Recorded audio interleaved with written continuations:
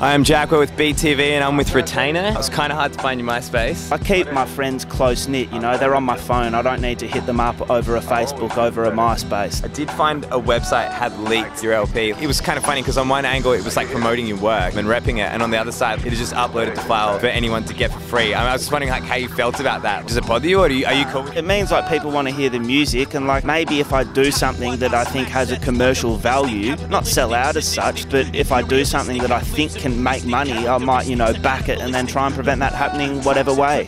But how do you perceive like the commercial hip-hop heavyweights, like, you know, like Hilltops, Muffin Platonic and stuff like that? Well, they're sick. Like, that's what they do. They're good at what they do, and that's sick. I mean, the world needs them, but I don't have to be them. Do you play shows? I do play a few rare shows. It is good fun if I loosen up and have a few beers, but until I can kind of like get over my ongoing battles, you know, with like substance abuse, like I don't really want to be around people. I'm not really worried about other people even hearing it. I've made like 3 whole albums that I haven't released. My viewpoint on life changed so much. I wrote those raps when I was about 18 and just used to pour such anger out onto the pages, when really, face to face, I'm like, I'm just a normal dude. Are you referring to the LP you did in 2007? You released in 2007? I reckon it's sick in relation to like the beats, the production on it from Must. As far as that goes, he's one of the best guys I know at it. I work a lot with Biggs, who's also incredibly sick. I did this album with Biggs and like we were so depressed together, like we just sat down in our reclusive kind of stoner environment with the shade shut and we recorded the rawest album. The people that hear the songs are really going to understand where we came from at that point in time. They're going to go, fuck, these dudes aren't famous, these dudes are in agony.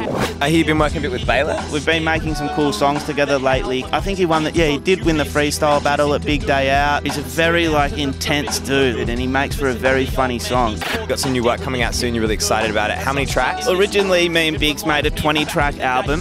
It's incredibly raw, it's over an hour long. It's called One Foot in the Grave. It's a really self-indulgent album and it won't be easy on the listener. Like, but if you're into incredibly raw rap and ill lyricism and just poetry, like, what are you rapping about? We're rapping about just kind of being in a world where like we're not really understood. Reflecting on being young and just being free, like in the sun, without eye floaters, without the tinnitus that I've had for listening to beats too long, without the 20,000 volt injury when I still had a left hand and it wasn't like a disgusting claw. Can you tell us a bit more about that injury? I got electrocuted doing some graffiti when I was young. I climbed onto a power substation building in Mount Waverley and must have fell on the power lines. I was about a story high and I kind of woke up like on this sub-platform where they must have worked maintenance. By yourself? I was with one friend actually. He, you know, saved my life. He was so stressed out he called the police, the ambulance and the fire brigade. So not only did I get electrocuted by 20,000 volts, I actually got caught for graph as well. So, you know, so I don't do graph anymore, like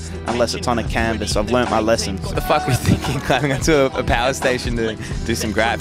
Well, it was a sick spot. It was a rooftop. It was on the line. And how did that accident affect your hip hop? Funnily enough, like the accident was what made me get into hip hop because I could no longer go out and do my painting. Okay, so you fell, and is that the last thing you remember? I remember waking up and my arm was dripping skin. It was just melting, like, and all my muscles had just fallen off, and I ran my hand through my head and it just slipped into a crack and I touched my brain because I blew the back of my skull out, and it's got a weak spot where there's no skull, like there's not even a metal plate. So if I press really hard, I could probably pop my thumb into my head.